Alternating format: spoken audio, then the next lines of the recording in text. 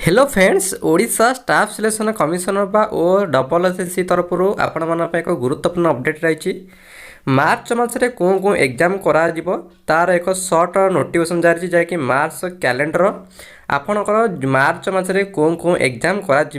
तार एक लिस्ट प्रदान करछि ओ डबल एसएससी देखो आप देखिपे 28 तारिख जाके रिलीज होती requirement calendar for the March month हम तो मार्च 2023 मार्च मसर केत एग्जाम कर तार एक सर्ट नोटिफिकेशन टी जारी करिछि देखो आप केते तारिख में कौन कौन एग्जाम रही संपूर्ण डिटेल्स जाना तापर वीडियो लाइक कर दिंतु चैनल को सब्सक्राइब रखु यहीपर नुआ नुआ अपडेट जानापी देखिपारे Odisha staff selection commissioner subject रही शेड्यूल रिक्वायरमेंट एग्जामिनेशन जैक रही मार्च मसर देखिए तो प्रथम रही जैकि जूनियर एग्जीक्यूटिव असिस्टेंट 2022 जो रिक्वायरमेंट बाहर थिला तार एग्जाम डेट रही 6/3/2023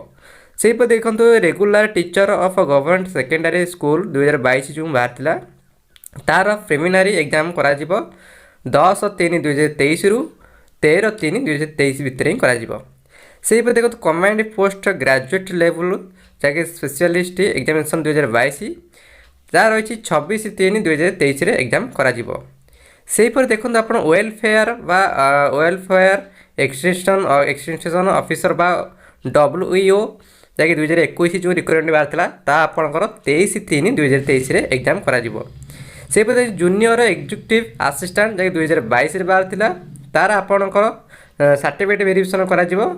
31/3/2023 जाकि आपंकर सर्टिफिकेट वेरिफिकेशन कर तार